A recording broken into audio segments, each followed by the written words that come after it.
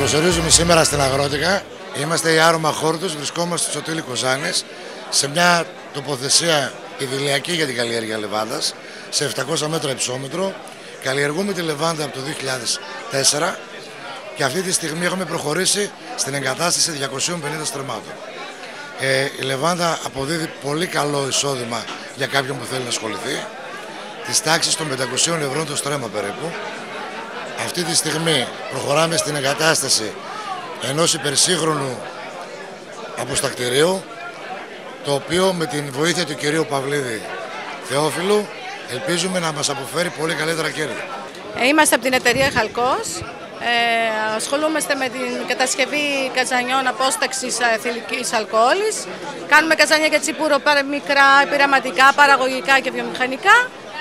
Ασχολούμαστε όμως πλέον και με τα καζάνια της απόσταξης των αιθέριων ελαίων. Γιατί ο κόσμος πλέον ασχολείται με τη γη. Ό,τι του δίνει η γη, αυτό εκμεταλλευόμαστε. Η επιχείρηση είναι οικογενειακή. Παίρνουμε μέρος στην έκθεση στην Αγρότικα που έχει φοβερή επιτυχία. Έχουμε το πελατολόγιο μας, ο οποίος μας επισκέφτεται κάθε χρόνο και είμαστε ευχαριστημένοι. Η εταιρεία κατασκευάζει και τυροκομικά καζάνια για τους τυροκόμους. Κατασκευάζει ζαχαροπλατικής χρήσης καζάνια, ταβάδες για μαρμελάδες, για αυτούς κάνουν λουκούμια, λουκουμοκάζανα. Γενικά ό,τι έχει σχέση με το χαλκό. Ό,τι χρησιμοποιείται στο χαλκό στην ζαχαροπλαστική χρήση και στην χρήση στην οικιακή το κατασκευάζουμε.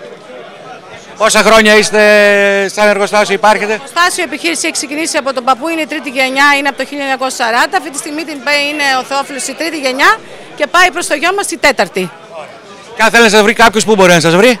Μας βρίσκει στο Άγιο Αθανάσιο Θεσσαλονίκη, στο 17ο χιλιόμετρο Θεσσαλονίκης Έδεσας, σε δικές μας κτηριακές εγκαταστάσεις.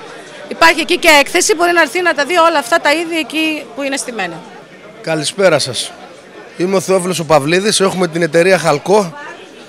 Ο Χαλκός είναι οικογενειακή επιχείρηση. Η δουλειά μας είναι τα καζάνια. Καζάνια για την απόσταξη στεμφύλων. Και τα τελευταία 15 χρόνια ασχολούμαστε και με την κατασκευή των καζανιών για την απόσταξη αιθερίων ελαίων. Και γενικά όλα τα καζάνια, όπου ακούτε τη λέξη καζάνια, από πίσω είναι η εταιρεία Χαλκός. Καζάνια για τυριά, τα πάντα, ό,τι λέξη υπάρχει το καζάνι, από πίσω είμαστε εμείς.